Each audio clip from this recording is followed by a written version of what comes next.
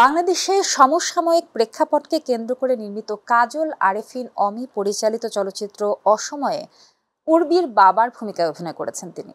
আবার ঠিক এই গল্পের উল্টো দিকটা মুদ্রার ওপির যদি আমরা দেখি, একেবারেই অন্য রকম ভিন্ন একটি চরিত্রে নিজেকে দাঁড় করিয়েছেন নুরুল আলম আতিক পরিচালিত পেয়ারার সুবাস চলচ্চিত্রে জয়া আহসানের বিপরীতে তার স্বামীর চরিত্রে, মুন্সি চরিত্রে।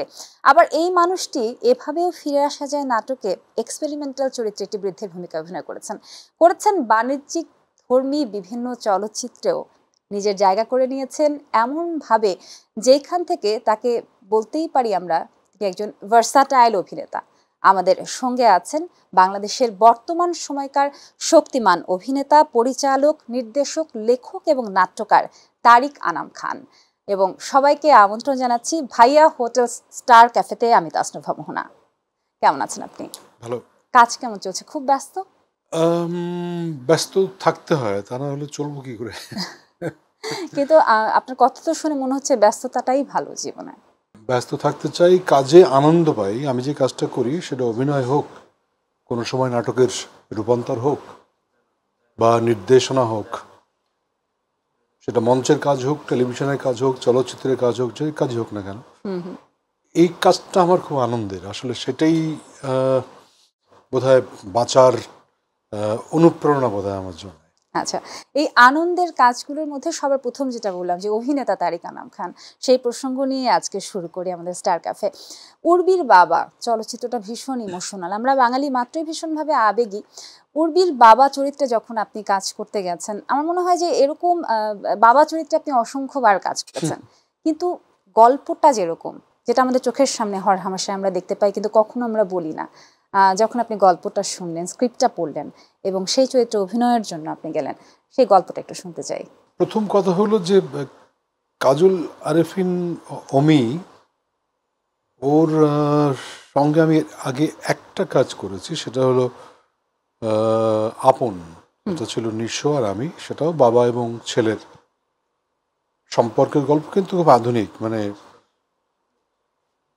এই লোকের স্ত্রী নেই, অর্থাৎ নিঃস্বর মা নেই, তার একটি সম্পর্কের কথা উঠছে, সেই সম্পর্কটি ছেলেটি মেনে নিতে পারছে না।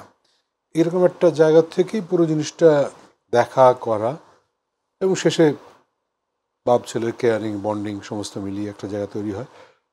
অমি গল্প ছোট হতে পারে, কিন্তু বানায় খুব ভালো বলে আমার মনে হয় আর কি। ওর সংলাপ অত্যন্ত সুন্দর, আর গল্পটার একটা মোটামুটিভাবে একটা আধুনিক জীবনের গল্পই বলতে চায়। অনেকদিন পরে এসে মাঝখানে অনেকগুলো কাজ করেছে, আমার কাজ করার হয়নি ওর সঙ্গে। মানে হয় না, ব্যাটে বলে এক হওয়া, আমি করতে পারবো এরকম চরিত্র, আবার শিডিউল মেলানোর একটা ব্যাপার, শিডিউলটা হয়তো মিলবে, এমন কোনো ব্যস্ত নই যে আমার একেবারে আগামী 6 মাস ধরে কোনো একেবারে শিডিউল নাই, এরকম না। শিডিউলটা মিলে যায়। আর আমাদের কাজ তো এমন নয় যে আমরা একেবারে একটা ছবির জন্য হয়তো 1 মাস সময় লাগবে, সেটা না। আমাদের যে কাজগুলো থাকে 5 দিন, 7 দিন, 10 দিন, 12 দিন এর মধ্যে হয়ে যায়। ওর ওই আমার জন্য যে চরিত্রটার মনে হয় যে এটা ভাইয়াকেই দরকার, আচ্ছা, এক ভাইকেই দরকার, এইটা ছাড়া আমাকে কোনোদিন বলবে না ও। বাহ, সেটা একটা অদ্ভুত, সেটা সম্মানের জায়গা বলো বা মূল্যায়নের জায়গা বলো, সেটা আছে। অনেকদিন পরে এলো এবং আমাকে বসে গল্পটা শুনিয়েছিল। আমার গল্পটা শুনেই পছন্দ হলো। বাকি সবচেয়ে বড় জিনিস হচ্ছে যে আদার কাস্ট মেম্বার, অন্যান্য যা যা আছে, ওই একটা না হলে এক বিন্দুতে যদি সবাই না মেলে, ফিলোসফিক্যালি তোমার ওয়ার্কিং স্পিরিট, অবজেক্টিভস, এগুলো মিলিয়ে যদি কাজটা না হয়, তখন অনেক ক্ষেত্রে ঝামেলা হয়ে যায়। তো এখানে যারা কাজ করেছে তারা মোটামুটিভাবে একই রকম একটা মানসিক গঠনের, নতুন চ্যালেঞ্জ দিতে পছন্দ করে, একটু ভিন্নতা, সমমনা মানুষ। তো সেইভাবেই কাজটা করা ওর সঙ্গে। আর কাজ করতে গিয়ে ওর সবচেয়ে বড় জিনিস যেটা হয় অমিত সেটে, সেটা হলো যে খুব হেলদি একটা অ্যাটমসফিয়ার থাকে। কাজ করে খুব আনন্দ পাওয়া যায়, খুব খুব চাপ দেয় না। অত্যন্ত ভদ্র একটা ছেলে, ভাইয়াজি, ওই মানে সিনিয়র কেউ গেলে উঠে দাঁড়িয়ে তাকে রিসিভ করা থেকে শুরু করে, মানে একটা এনভায়রনমেন্ট একটা ক্রিয়েটিভ আর্টিস্টের জন্য অনেক বড় একটা ব্যাপার, ভীষণভাবে। তো সেইটাও ক্রিয়েট করে রাখে, কোনো চাপ দেয় না। আবার সিনিয়র মানে হচ্ছে আচ্ছা আমার এখন লাগবে না, ভাইয়ের জন্য রেস্টের ব্যবস্থা করো, আগে থেকেই ভাবনা চিন্তা করে রাখে। বাহ, টিমটা খুব ভালো, সেই অর্থে খুব খুব গুড এক্সপিরিয়েন্স ওর সঙ্গে কাজ আচ্ছা, করা। সিনেমা নিয়ে অনেকক্ষণ ধরে কথা বলবো ভেবে রেখেছিলাম, তারপর আস্তে আস্তে ওয়েব সিরিজ নাটকের দিকে এগোবো, কিন্তু প্রসঙ্গত আরেকটা প্রশ্ন চলে এলো, যেটা আসলে অনেক আগের কাজ, আপনার পুরস্কারও পেয়েছে, মৃধা ভার্সাস মৃধা, যেটা তো একটা সম্পর্কের গল্পই ছিল, বাবার সঙ্গে ছেলের সম্পর্ক। সেই কাজটা করতে গিয়ে কেমন লেগেছে? এটা মানে অ্যাকচুয়ালি সিয়ামের সঙ্গে আমার কেমিস্ট্রি খুব ভালো, আর তাতে বড় কথা হলো যে এটার যিনি মূল রচনা বা পরিকল্পক, ডিরেক্টর হচ্ছে রনি ভৌমিক, কিন্তু রায়হান খান এটার মানে চালিকা শক্তি ছিলেন গল্প। তো রায়হান খানের সঙ্গে আমার রসায়নটা অসম্ভব সুন্দর প্রথম দিক থেকে। আমরা অনেকগুলো কাজ করেছি, ব্যাংককে গিয়ে কাজ করেছি, অন্যান্য অনেক কাজ করেছি। ওইখানে একটা বোঝাপড়ার ব্যাপার থাকে, অনেক সময় আমি না করি যেটা এরকমভাবে করা যাবে না, তখন যদি কাউন্টার যুক্তি শোনে খুব মনোযোগ দিয়ে শোনে, পরিবর্তন করে এরকম। তো মৃধা বনাম মৃধা গল্পটা, এটা ওই করোনার সময়ই আমরা চিন্তা করলাম যে কিছু একটা করা দরকার। এই গল্পটা মানে একেবারেই বাবা ছেলে টানা পড়েন, কিন্তু এর সঙ্গে বর্তমান যে ওই যে ইঁদুর দৌড়ের একটা অবস্থা আছে না, যে অ্যাম্বিশন, লাইফ, দেশ থেকে বেরিয়ে যাওয়া, মানে অন্যভাবে সেটেল করা, সেখানে বাপ মা আছে, অসম্মান করে না কিন্তু গৌণ হয়ে যায়, এরকম একটা টানাপোড়েনের গল্প থেকে তৈরি করা। তো ওই সবচেয়ে ভালো হয় কি, আমি তো খুব থিয়েটারের লোক, তা আমরা আসলে খুব একটা প্রসেসের মধ্যে দিয়ে যাই। মানে ধরো কি হয়, এটা বললাম, রিহার্সাল করলাম, ভালো লাগছে না, আবার বসলাম, আবার ভাঙলাম, আবার ওই যে অ্যাকসেপ্টেন্স, আবার রিজেকশন, হ্যাঁ, নন অ্যাকসেপ্টেন্স, দুটোর মধ্যে চলতে গিয়ে একটা জায়গায় গিয়ে সলিড একটা জায়গায় গিয়ে দাঁড়ায় পুরো জিনিসটা।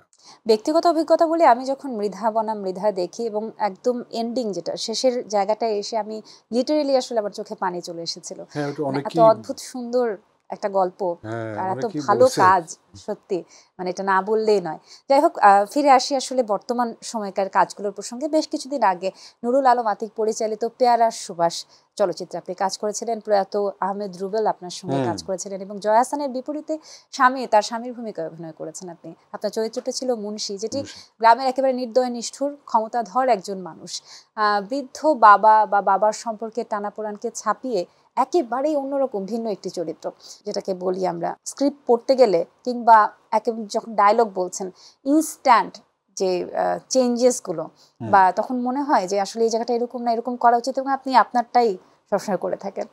আমি কোনো সময় মনে করি না যে এটা একেবারে বেদবাক্যের মতো, এটা ছাড়া হবেই না।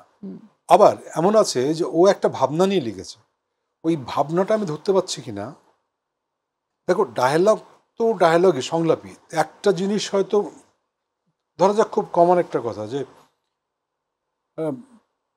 আমার আমার ভাল লাগছে না, এই কথাটাই লেখা হয়তো আছে, আমি তো এটা 14 ভাবে বলতে পারি, খুব চিৎকার করে বলতে পারি, ভাল লাগছে না আমার, এটাও হয়।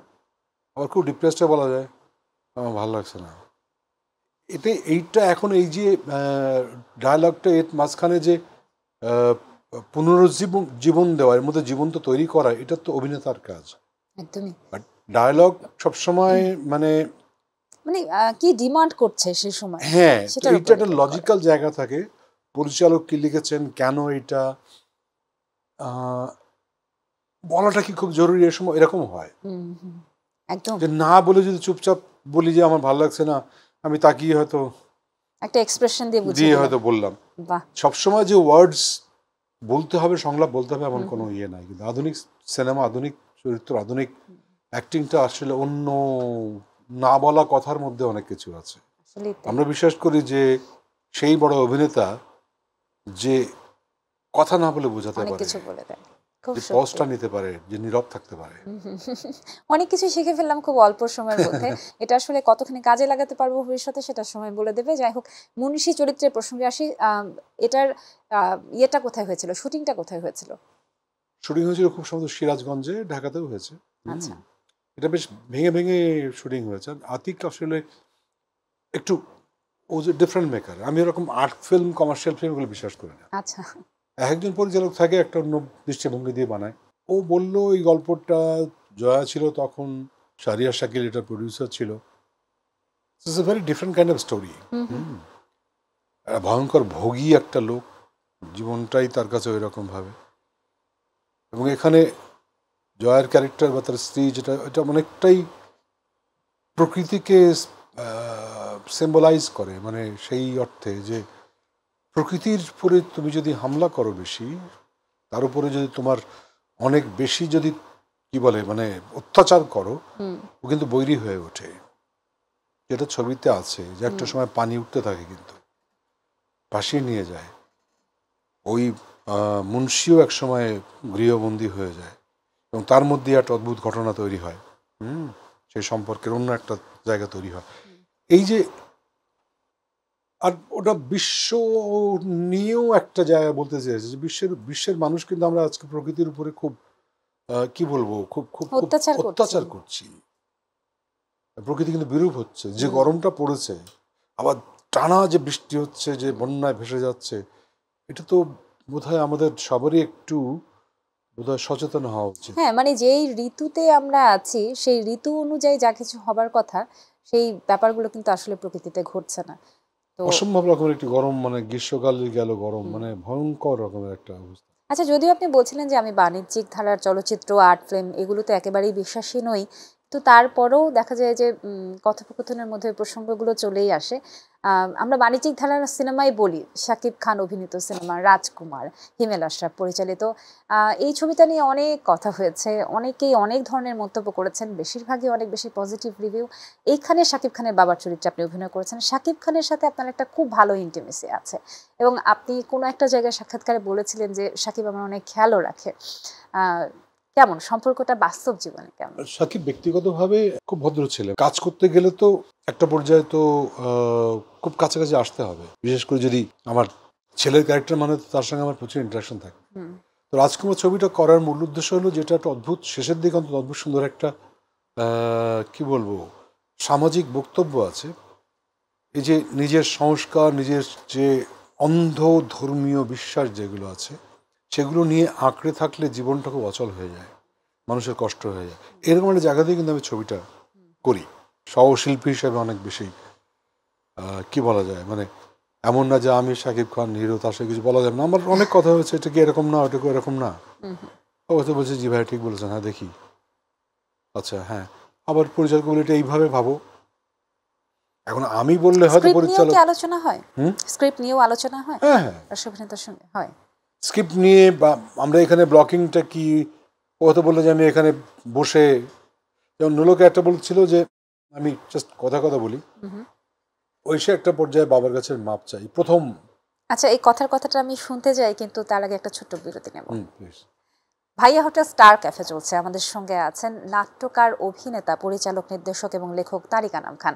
সাথেই থাকুন, ফিরছি এক্ষুনি। ওয়েলকাম করছি ভাইয়া হোটেল স্টার ক্যাফেতে। সাথে আছি তাসনুফা মোহনা, আমাদের সঙ্গে আছেন অভিনেতা তারিক আনাম খান। নোলক এবং সুপার হিরো প্রসঙ্গে কথা বলছিলাম। আরেকটি চলচ্চিত্র আপনি অভিনয় করেছেন, জিন 2। তো এটা একটি ভৌতিক চলচ্চিত্র। সাধারণত বাংলাদেশে এই সময়কারে ভৌতিক প্রেক্ষাপটে, গল্পের প্রেক্ষাপটে সেরকম চলচ্চিত্র খুব একটা নির্মিত হয়নি বা হয় না। তো সেই জায়গাটা থেকে এরকম একটা চলচ্চিত্রে কাজ করার অভিজ্ঞতা কেমন? আমার তো হচ্ছে যে কাজটা করা, এবং এই ক্যারেক্টারটি আমার কাছে ইন্টারেস্টিং মনে হয়েছে, যে ইসলামিক এক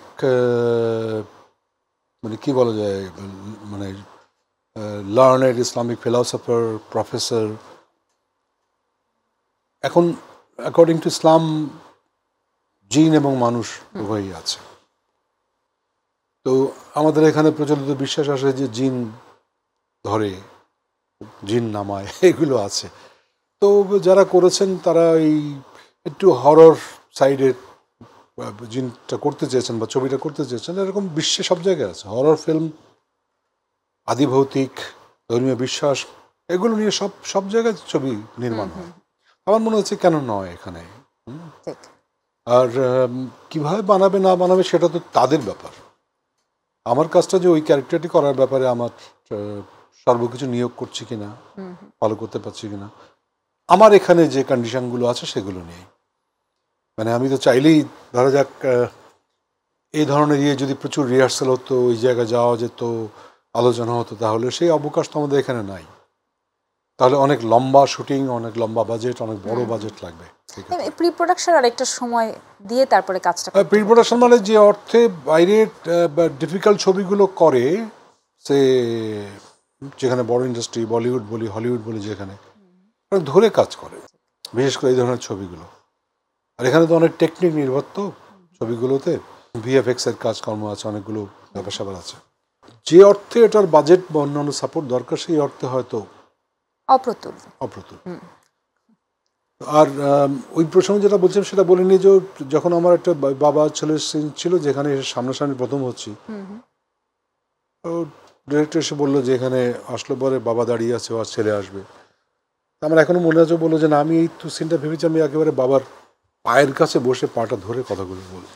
এইটা আমার মনে হয় অভিনেতার একটা যে ভাবনাটা, শুধুমাত্র নির্দেশক পরিচালক যেটা বললেন সেটা ছাড়াও আমার একটা ভাবনা আছে, সেটা থাকাটা খুব জরুরি বলে আমার কাছে মনে হয়।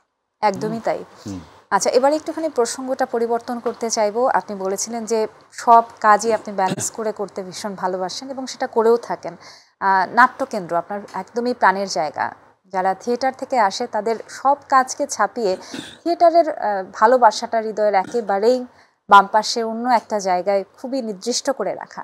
তো নাট্যকেন্দ্রের কাজ কেমন চলছে এবং এটাকে এগিয়ে নিয়ে যেতে আসলে আপনার পরিকল্পনা বা ভাবনা? এগুলো অনেক কথা বলতে হবে, তাহলে আমি একটু ছোট্ট করে বলি। সেটা হচ্ছে যে থিয়েটার আসলে বিশেষ করে যারা অভিনেতা বা নির্দেশক, তাদের না বেঁচে থাকার বড় একটা অনুপ্রেরণার জায়গা হচ্ছে থিয়েটারের মাঝে। এটা সরাসরি দর্শকের সামনে, তো এটা অদ্ভুত একটা আনন্দের জায়গা। কিন্তু এখনকার যে সময়, সেই সময়টাতে আসলে ওইভাবে পুরোপুরি নিজেকে নিয়োগ করে, যেহেতু আমি এখন শুধু অভিনয়টা ছাড়া কিছু করি না, মানে অভিনয় এবং তৎকেন্দ্রিক, অর্থাৎ অনেক জায়গাতে এখন বিজ্ঞাপনের মধ্যে মডেলও হই, অনেক ইভেন্ট করি আমি, সেখানে কাজ করি। এটা একেবারেই আমার পেশার অঙ্গ। তো সেখানে অনেক টাইম কনজিউম হয় বলে থিয়েটারের সময় দেওয়াটা একটু মুশকিল হয়ে যায়। আর সবচেয়ে বড় কথা হচ্ছে, থিয়েটার তো এখনও ঠিক প্রফেশনাল অর্থে, অর্থাৎ রুজির জায়গাতে নেই। এখনো কিন্তু আবেগের জায়গা নিয়ে কাজ করা যায়। তুমি যেটা বললে সবচেয়ে বড় আবেগের জায়গা, এটা ঠিক। কিন্তু বর্তমান বাস্তবতা যেটা ঢাকা শহরে, ধরা যাক এই উইকেন্ডে একটা লোক যদি থিয়েটার দেখতে মনস্থ করে, তাকে শিল্পকলা একাডেমি যেতে হবে, ধরা যাক গুলশান বা বনানী থেকে। এই জ্যাম ঠেলে, অর্থাৎ 6:30 বা 7টায় যদি শো থাকে, মিনিমাম 1.5 ঘন্টা আগে তাকে 1.5-2 ঘন্টা আগে রওনা করতে হবে। আর ওই সময়টা প্রচণ্ড ট্রাফিক থাকে। এই সময়গুলো আসলে মানুষের তো খুব সীমিত হয়ে গেছে। যারা নাটক করেন, নাট্যকর্মী, তাদেরও তো একটা কি বলা যায়, এখানে আসতে গেলে, রিহার্সাল করতে গেলে একটা মিনিমাম কনভেন্স লাগে, একটু চা খাওয়া লাগে। তো সেই সময়টা অ্যাকচুয়ালি আমাদের খুব সীমিত হয়ে গেছে সবার। সেই ক্ষেত্রে কি আপনিও মনে করেন অনেকের মতোই যে কিউরেটার বাড়ানো দরকার, বা এখন শিল্পকলাটা যেরকম সেগুন বাগিচায় যেই জায়গাটায় আছে, এরকম বিভিন্ন থিয়েটারগুলোকে বাঁচিয়ে রাখার জন্য আরো মিরপুরে বা উত্তরা, আমি বারবার বলেছি, জায়গায় আরো বেশি গুলশান, বনানী, উত্তরা, ধানমন্ডি, হ্যাঁ, মিরপুর, এগুলো জায়গাতে কেন নাই? সেগুলো থাকতে হবে, তা নাহলে এটা আগে বাড়বে না। এবং সবচেয়ে বড় কথা হলো প্রফেশনালিজমটাও তখন আসবে। হ্যাঁ, এবং এটা হলো যে সিনেমা এবং কি বলা যায়, মানে টেলিভিশন বা ওটিটি মাধ্যমে যে অভিনেতারা অনেক ডিবেট করতে পারেন, কিন্তু আমার মনে হয় যে থিয়েটারের যে এক্সপেরিয়েন্স, তারা ভাঙচুরের খেলাটা অনেক বেশি ভালো করতে পারেন। আচ্ছা, যারা থিয়েটার থেকে এসেছে যেই সব অভিনেতারা, তারা অনেক সাহিত্য নির্ভর কার্যকলাপের সঙ্গে একেবারে শুরু থেকেই জড়িত ছিল। তাদের অভিজ্ঞতার জায়গাটা অনেকটাই আলাদা। তো পড়াশোনাটাও অনেক ব্যাপক। একটা সময় প্রচুর পড়াশোনা করতেন, এখন যতটুকু সময় পান তাতে কি কিছু পড়াশোনা হয় কিনা?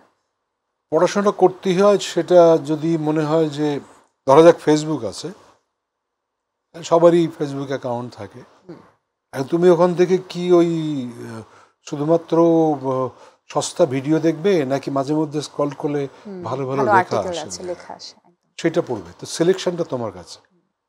বই থাকে, এখন তো বিনোদনের মাধ্যম অনেক ব্যাপক। বিস্তৃত। ইন্টারনেট বা স্মার্ট টিভি থাকলে সেখানে তুমি ইচ্ছা করলে ওটিটি যেতে পারছো, যেখানে নেটফ্লিক্স, হইচই, চরকি, অ্যামাজন কত ধরনের আছে, সেখানে বিভিন্ন ধরনের কাজকর্ম হচ্ছে। ইউটিউবে ভালো ভালো কন্টেন্ট আসছে ইদানিংকালে। আর বইটা হলো কি, বইটা পড়াটা কেন জরুরি, ওই যে দেখাচ্ছে যেখানে আমার নেটফ্লিক্সে বা অন্যান্য জায়গাতেই, ওটা তো একজন ভাবনার পরে সেটাকে বানিয়েছে। ধরা যাক পথের পাঁচালী সত্যজিৎ রায় বানিয়েছে, ঠিক আছে, উনি ওনার মতো করে কিন্তু বানিয়েছে। এখন আমি যদি আজকে পথের পাঁচালী বানাই, তাহলে কিন্তু এটা আমার মতো করে বানাবো। আমি কিভাবে আজকে জীবনের কাছে দেখছি, আমি কিভাবে ভিজুয়ালাইজ করছি, ওই একই পথের পাঁচালী, একই গল্প। আমি জাস্ট উদাহরণের ক্ষেত্রে বললাম। দ্যাটস এ গ্রেট ফিল্ম, তো ওটা বানানোর প্রশ্নই ওঠে না। সত্যজিৎ রায় এত ভালো ওই জায়গাটায়। কিন্তু এই পড়াশোনাটা হয় কি, কল্পনা জায়গাটা খুব বিস্তৃত করে। ঠিক। ওই যে ওয়ার্ডগুলোর সঙ্গে সঙ্গে তোমার দেখবে তোমার বিভিন্ন জিনিস তুমি দেখতে পাচ্ছ। গ্রামের বাড়ি বললে আমার ওই যা দেখা সেখান থেকে নিয়ে কিন্তু একটা জায়গা তৈরি হয়। আমার তো এখনো পথের পাঁচালীর দিকে চোখ আটকে গেল আপনি বলার পর। গ্রামের বাড়ি বলার পর আমি সেই অপু দুর্গা, সেই ট্রেন, সেই ধান ক্ষেত, সেগুলোই কল্পনা করে যাচ্ছি। এবং এগুলো আমরা তো প্রত্যক্ষ করি যে আমরা একেবারেই গ্রামের, মানে গ্রাম এবং টাউনের পড়া হওয়া মানুষ। আপনাদের গ্রামটা কেমন ছিল একটু শুনি। আমার অসাধারণ সুন্দর, এবং আমাদের গ্রাম তো রসুলপুর, এবং আমরা খাঁ ফ্যামিলি বলতাম, এবং অদ্ভুত উদার প্রগতিশীল। আমি সবসময় গর্ব খুব করি। দুষ্টামি করতেন ছোটবেলায়? দুষ্টামি যে অর্থে, সে অর্থে না, কিন্তু ওই যে রস চুরি করা বা ঘুড়িতে মাঞ্জা দেয়া, হ্যাঁ হ্যাঁ সেগুলো, মার্বেল খেলা। হ্যাঁ হ্যাঁ মার্বেল কখনো মানে বেচা কেনার একটা কিন্তু সিস্টেম ছিল। বেচা কেনা করিনি, কিন্তু মোটামুটি জিততে হবে এরকম একটা জায়গা ছিল। না, টাকা দিয়ে মার্বেল না কেনা না হতো না, না, সেটা হতো না। মার্বেল দিয়ে মার্বেল এক্সচেঞ্জ করা, মার্বেল দিয়ে মার্বেল এক্সচেঞ্জ করা, জিতে নেওয়া, তারপরে ঝগড়া করা, এগুলো সবসময় ছিল। গরমের সময় যখন আমের সময় কাঁচা আম, আবার কাঁচা মিঠা আম। ডাব চুরি করেছেন? হ্যাঁ, একদম পকেটে গুলতি নিয়ে। ধরা পড়েছেন? গ্রামের দিকে হতো কি, একটুখানি ধরাটা তখন এই খেলে এইটুকুই ধরা। এবং এখানে গ্রামের দিকে আরেকটু সিরিয়াস দুষ্টামির কথা বলবো, তখন কিন্তু ওই হাঁস মুরগি চুরি করা, ছাগল চুরি করে একেবারে এক রাতের মধ্যে কেটে খাওয়া, এরকম গল্প না, আমি করিনি, আমার ছোট ভাইরা করেছে। মানে আপনি ইন্ধন জুগিয়েছেন? না না, আমি তখন বাইরে থাকি, ঢাকায় থাকি, এবং খুব সিরিয়াস। আমি যখন আসলে একটা পর্যায়ে পরে আমি আমার থিয়েটার বা আমার জীবন নিয়ে অনেক বেশি সিরিয়াস ছিলাম। ধর আমি 71 সালে মুক্তিযুদ্ধে গিয়েছিলাম। আমার মনে হতো যে মানুষের জন্য কিছু করাটা খুব জরুরি। আমাদের দেশ, এই বাংলা, আমার সংস্কৃতি, আমার গান, আমার কবিতা, এটা অনেক বিশাল আমার কাছে। আচ্ছা, আবারও ঘুরে ফিরে একটু পড়াশোনায় আসতে চাই। আমার খুব পছন্দের বিষয়, কবিতা বেশি আকৃষ্ট করে নাকি গদ্য? আমার কাছে গদ্য এখনো বেশি আকৃষ্ট করে, এবং ছোট গল্প, উপন্যাস। আসলে আমাদের চোখটা খুলেছে সেই সময়, ছোটবেলায় যা পড়েছি, সেই যে তোমার সেই রবীন্দ্রনাথ থেকে শুরু করে রবীন্দ্র, নজরুল, সুকান্ত, যদি বলি কবিতা, সব মোরাললেস সবগুলোই পড়া। সুকান্ত তখন আমাদের কাছে খুব বিশাল বড়, কেননা বিদ্রোহের একটা জায়গা। আর তরুণ মানেই হচ্ছে বিদ্রোহ করতে হবে, প্রচলিত সব ভাঙতে হবে। হ্যাঁ, রক্ত গরম। আবার বিভূতিভূষণ, তারাশঙ্কর, বনফুল, আমাদের এখানকার যত রাইটার, এমনকি আনোয়ার হোসেনও পড়েছি। কিন্তু সিনেমা দেখলে তো সত্যজিৎ রায়, ঋতুপর্ণ ঘোষ, তারপরে ঋত্বিক ঘটক, হ্যাঁ হ্যাঁ হ্যাঁ, এগুলো তো প্রচুর। পরবর্তীতে আখতারুজ্জামান ইলিয়াস থেকে শুরু করে বর্তমান সময়ে শাহাদুজ্জামান থেকে শুরু করে সবার। শাহাদুজ্জামান প্রসঙ্গে একটা প্রশ্ন করব। জনপ্রিয় অভিনেতা পলাশ, সে আপনাকে একটা বই গিফট করেছে, একজন কমলালেবু, যেটা আসলে ঘুরে ফিরে কবিতা প্রসঙ্গে চলে আসে। জীবনানন্দ দাশ, তাকে নিয়ে এই বইটা লেখা হয়েছে। আমার ভীষণ প্রিয় একজন লেখক। এই বইটা আপনাকে উনি যখন উপহার দিলেন, এবং বইটার অনেকটা আপনি পড়েছেন, তো এই পড়তে গিয়ে কি মনে হলো? জীবনানন্দ দাশ সম্পর্কে কেমন ধারণা পোষণ করছেন? মানে আমি জানতামই না, আমার কাছে অনেক কিছু উন্মোচিত হলো এই বইটার মাধ্যমে। জীবনানন্দ দাশ আমার কাছে অনেক ক্ষেত্রেই বলতো নিসর্গের কবি হিসেবে বলা হয়, এবং যত দিন যায় তত বোধহয় জীবনানন্দকে বোঝা যায়। মানুষ যত বেশি বলা যায় যে মৃত্যুর দিকে এগোয়, তখন বোধহয় আরো একটু বেশি বোঝা যায়। মানে এত সুন্দর জায়গায় আমি হয়তো ফিরবো কাকের বেশে নাকি শালিকের মতো হয়ে, এটা কল্পনা, কোনোদিন ওইভাবে তো হবে না। সো এইটাই তো মানুষকে অদ্ভুত সৌন্দর্যের মধ্যে রাখে। আমরা তো তাকে উপমার কবি বলি, আর আমার মনে হয় যে যত দিন যাচ্ছে তত উনি আরো বেশি সমসাময়িক হয়ে উঠছেন। হ্যাঁ, আগে কঠিন লাগতো, এখন মনে হয় আরো বুঝতে সুবিধা হয়। তা আমাদের এই যে নাটকটা করলাম এভাবে ফিরে আসা যায়, ওইখানে পলাশ ছিল, আমরা রাত ভোর শুটিং করেছে, সারা রাত, পুরো রাতের গল্পই। তো ওখানে শুটিং করতে গিয়ে এই জীবনানন্দ বারবার আসতো, কারণ যে লোকটি এই ক্যারেক্টারটি জীবনানন্দ পড়ে, এবং জীবনানন্দের মধ্যে কিন্তু এক ধরনের মরবিডিটি আছে কিন্তু, হ্যাঁ, মৃত্যু, তার আত্মহত্যা নিয়ে প্রশ্ন আছে, আত্মহত্যা না কি অ্যাক্সিডেন্ট, এটা শুরুই হয় একটা মানুষ কি করে মরে যেতে পারে, এটা একটা অদ্ভুত বিষয়। একজন কমলালেবু, সেটা কিন্তু শুরুই হয় ওইটা দিয়ে। মানে ও আমাকে বললো, ভাই আপনাকে একটা বই দেবো, আপনি পড়েছেন এটা? মানে আমি নাম শুনেছি। ও পরের দিন ঠিকই দিব্যি নিয়ে এলো এবং লিখে টিকে দিয়ে দিলাম। হ্যাঁ, খুব সুন্দর করে লিখে আপনাকে উৎসর্গ করেছে বইটি। তো সেটা একটা স্মৃতি হয়ে রইলো, এবং আমি খুব স্লো যাচ্ছি কিন্তু আমি পড়ছি, এবং এটা আমার কাছে খুব আকর্ষণীয় লাগছে বইটা। পরবর্তী গল্পে ঢুকবো এবং প্রসঙ্গতেই ঢুকবো। আরেকটা ছোট্ট ব্রেক নিতে চাই অনুমতি নিয়ে। ভাইয়া হোটেল স্টার ক্যাফে চলছে মাই টিভির পর্দায়, সঞ্চালনা করছে তাসনুফা মোহনা, অভিনেতা তারিক আনাম খান আমাদের আজকের অতিথি। ছোট্ট একটা বিরতি, ফিরে এসে আবারও গল্প।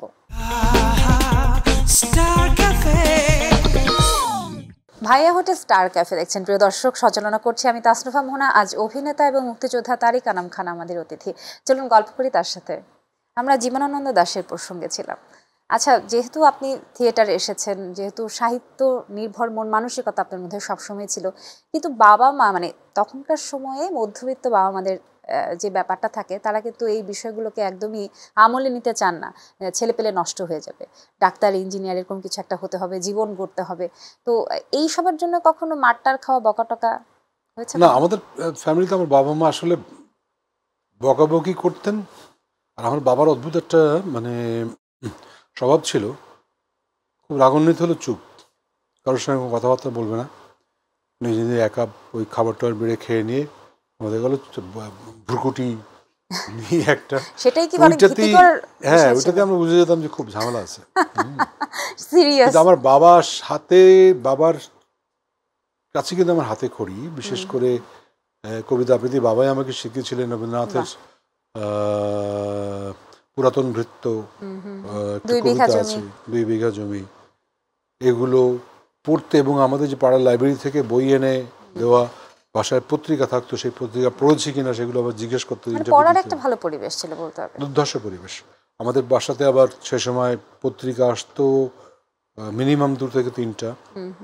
লিটল ম্যাক পড়া হতো, এগুলো সব নিয়ে আসতো। হ্যাঁ, বাবার সাথে আপনার সম্পর্ক, পিতা পুত্রের, এবং আপনার সঙ্গে আপনার পুত্রের পিতা পুত্রের সম্পর্ক, দুটো সম্পর্ক কেমন?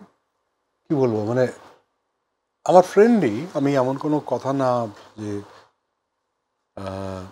যেগুলো বলা সম্ভব সেগুলোর ইয়ে করা। আমি কোনোদিন আমার বাবাকে কোনোদিন কোনো ব্যাপারে কোনো চাপ দেয়নি, কোনো ব্যাপারে। একটা তো জেনারেশন গ্যাপ থাকবেই, সেটাকে জেনারেশন গ্যাপ নয় এটা, মানে যেমন হতো যে ধরো অন্যরা হয়তো, আমার বন্ধু বান্ধব বাবা দেখলেই হয়তো সে একটু দূরে চলে যেত, আর আমি বাবার জন্য অপেক্ষা করেছিলাম বাবা কখন ওই অফিস থেকে ফিরবে, ফিরেই ওই রাস্তার মধ্যেই বাবাকে দেখবো, বাবার থেকে ছাতি কিংবা যদি ব্যাগ থাকে সেটা নিয়ে নেব, নিয়ে বাড়িতে আসবো, চিৎকার করে বলবো যে, আমরা বলতাম বাপ, বাপ আসছে, তারপরে দিয়ে, আর বাবা যেদিন খুব হাসি খুশি মুড থাকতো সেদিন তো একদম ইয়ে।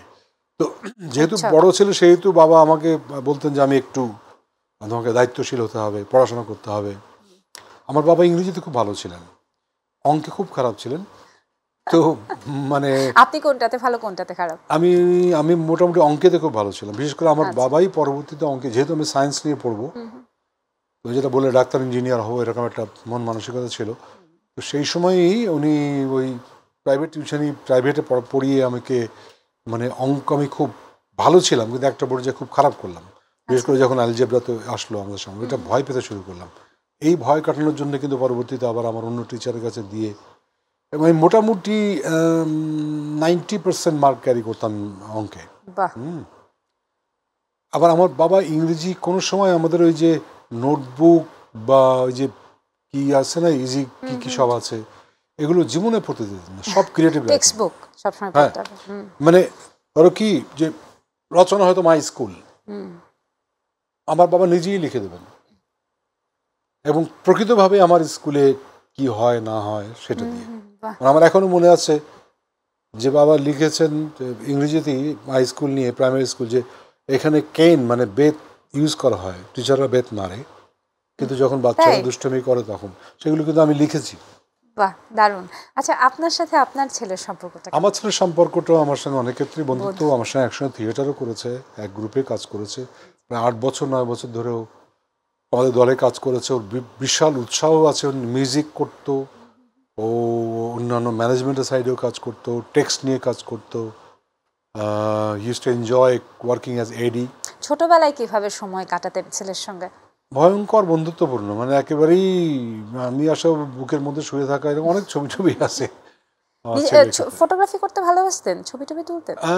ওই রকম ভাবে না, সে সময় তো ছবি, তো এই সময় মোবাইল টোবাইল ছিল না, ওই যে ফুজি ক্যামেরা আমার এরকম ছিল না। আর আমার সবসময় ম্যান টু ম্যান ইন্টারাকশন অনেক বেশি ভালো লাগে। আচ্ছা, ছবি তো চলে যেতে পারে, এখন মনে হয় ছবি টবি থাকলে ভালো হতো। যাই হোক, সময়গুলো তো মনে আছে, সেটাই বা কম কি। ছোটবেলায় নিশ্চয়ই একটা প্রশ্ন সব সময় শুনেছেন, তুমি জীবনে বড় হয়ে কি হতে চাও? তখন তো অনেক কিছুই মাথার মধ্যে ঘুরপাক খেত, কত কিছু ঘুরপাক খেত, কয়টা মনে আছে? ওই যে বললাম না, মধ্যবিত্ত পরিবার বলে, সেটার একটা তোমার ইয়ে ছিল যে ডাক্তার ইঞ্জিনিয়ার একটু নির্ধারণ করে হওয়ার একটা ব্যাপার। পরে মনে হলো যে না, এমবিএ টেমবিএ করি। সে সময় খুব কঠিন ছিল এমবিএ করা। স্বাধীনতার পরে জীবনটা একেবারে অন্যরকম হয়ে গেল, মানে ওই যে বাড়ি থেকে বেরিয়ে গেলাম যুদ্ধের কারণে, তখন বাড়ি বা একটা ভাঙচুরের খেলার মধ্যে নিজেকে নিয়োজিত করতে অনেক বেশি হলো। জীবনের প্রয়োজনে সামান্য চাকরি করেছি, নাইট কলেজে পড়েছি, আমার মেজমনে হাজব্যান্ড মারা গেল স্বাধীনতা যুদ্ধের সময়, দুটো বাচ্চা, তাকে দেখার জন্য ঢাকায় এলাম, থাকতে হবে, কষ্ট করতে হবে।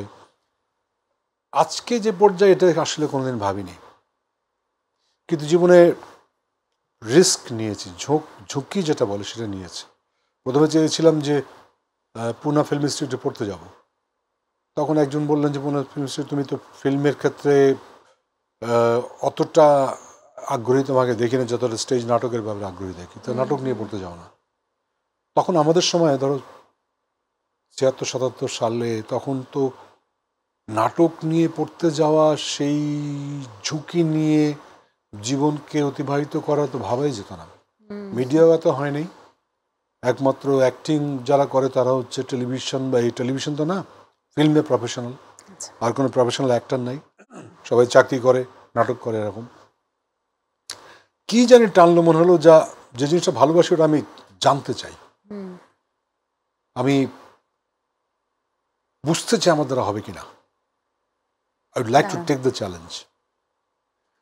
এবং আমি মনে করি যে সেটা আমার ভুল করিনি। আমার দিল্লি ন্যাশনাল স্কুল অফ ড্রামাতে পড়তে যাওয়া মানে হচ্ছে আমার সামনে মনে হলো যেন পুরো পৃথিবী একেবারে খুলে গেল, আমার সামনে দ্বারটা খুলে গেল, উন্মোচিত হয়ে গেল। আমি নিজেকে চিনতে শুরু করলাম, এবং আমার যে বন্ধু বান্ধব, ক্লাসমেটস বা সিনিয়র, এরা তো আমাকে চিনতো না। ওদের কাছে যখন এই আমিটা, তখন কিন্তু তারা আমাকে আমার ভালো দিকটা দেখছে, খারাপ দিকটা দেখছে, আমার সমালোচনা করছে, আমার প্রশংসাও করছে। আমি চিন্তা করতে চেষ্টা করলাম যে আমার মধ্যে কি আছে, এখান থেকে আমি নিজেকে পুল করতে পারবো। একটা জিনিস আবিষ্কার করলাম ওখানে গিয়ে, সেটা হচ্ছে আমি পরিশ্রমটা করতে পারি। ছোটবেলা থেকেই ওই দৌড়ঝাঁপ করা, বাজার করা থেকে শুরু করে, বাড়ির কাজ করা থেকে শুরু করে সব করতাম, এবং কোনোটা কিন্তু এমন নয় যে ঠেলে আমাকে কেউ করছে। রেডিওটা খারাপ হয়ে গেছে, টুকটুক করে ওটা ঠিক করছি, ওটা আমার খুব আগ্রহের জায়গা ছিল। বইটা গুছিয়ে রাখতে হবে, অন্যের বইটা ওখানে আছে, নিজের গুছিয়ে রাখতে হবে, ঠিক করতে হবে, বইটা মলার দিতে হবে, সব করতাম। I used to really enjoy it. একেবারে শেষের দিকটাই আছি, অনেকগুলো প্রশ্ন এখনো কেন যেন মনে হলো যে রয়ে গেল, অনেকগুলো কথা এখনো জানা হলো না, সময় কোন দিক দিয়ে বয়ে গেল বোঝা গেল না। আমরা পিতা পুত্রের সম্পর্ক নিয়ে অনেক আলাপ করেছি। ইশতিয়াক আহমেদের পিতা পুত্র নামেই একটা নাটক ছিল, যে নাটকেও আপনি অভিনয় করেছিলেন। বাবার প্রিয় পুত্র নাটকে আপনি অভিনয় করেছিলেন। তো একটা কথা খুব ভালো বলেছেন যে আমি পরিশ্রমটা করতে পারি, এবং সেই কারণে আজকে এই জায়গাটায় আছে। তো এখান থেকে কি কখনো অস্থিরতা কাজ করে যে সামনের দিনগুলো আসলে কেমন হবে, কতটা পরিবর্তন আসবে, সেখানে নিজেকে ঢেলে সাজাতে পারবো কিনা, বা কি হবে আসলে? প্রথমত আমি সৃষ্টিকর্তা, আমার দেশের মানুষ এবং যাদের সঙ্গে কাজ করি তাদের সকলের প্রতি আমি কৃতজ্ঞতা প্রকাশ করি যে আমি আজকে যে অবস্থানে এই যেখানে এসে আমি মাই টিভিতে এসে কথা বলছি এবং তুমি আমার ইন্টারভিউ নিচ্ছ, এটা আমার জন্য বিশাল বড় ব্যাপার। আমার মনে হয় এটা অর্জন, অসুবিধা কি, এটুকু থাক না, এটুকু তো না হতে পারত। এত বেশি কিছু হলো না করলে তো কোথায় গিয়ে পৌঁছাবে? সেটা একটা বড় মানুষের কৃতজ্ঞতা থাকতে হয়, মানুষকে অবনত হতে হয়। বলে না ফলভারে বৃক্ষ অবনত হয়, একটি কথা আছে। হ্যাঁ, এই যে মানুষ ভালোবাসে, মানুষ আগ্রহ নিয়ে আসে, প্রচুর ছবি টবি তুলতে চায়, একসঙ্গে স্যার ছবি তুলি। আমার মনে হয় আজকের বাংলাদেশে এই তরুণদের ক্ষেত্রে, বিশেষ করে আমাদের খুব তারুণ্য নির্ভর সোসাইটি, তো সেখানে যদি আমার স্পেশালি কেউ ছবি তুলতে আমি কাউকে ফেরাই না। ওর যদি এটুকুতে খুশি হয়, অসুবিধা কি আছে? অসুবিধা নাই। দ্বিতীয় হলো যে যা পেয়েছি কম কি, কেন তো হিসাব করা দরকার? কি পাইনি, আরও কিছু করতে পারতাম, কি হতো? হয়তো আমি যদি Delhi school, national school of drama থেকে পড়ে যদি নাও ফিরতাম, আমি যদি ভারতে থাকতাম, বম্বেতে থাকতাম, থিয়েটার করতাম, অ্যাক্টিং করতাম, হয়তো বা অন্যরকম হতো, আবার নাও হতে পারত। তো এই পর্যন্ত যেভাবে টেনে এনেছে, যেভাবে থাকছি বাংলাদেশে, ভালো তো থাকছি, সক্রিয় কেন থাকবে না মানুষের? সেটা একটা বড় ব্যাপার। আর একটা হলো যে একটু এনজয় দ্য ওয়ার্ক, এইটা আত্মা দিয়ে না করলে পরে কোনো জায়গায় কিছু প্রতিষ্ঠিত হবে না। মানে শুধু চাকরি করছি, কাজ করছি, চাকরিটা করলেও যেন তুমি উপস্থাপনা করছি, you don't enjoy it, don't do it. একদম।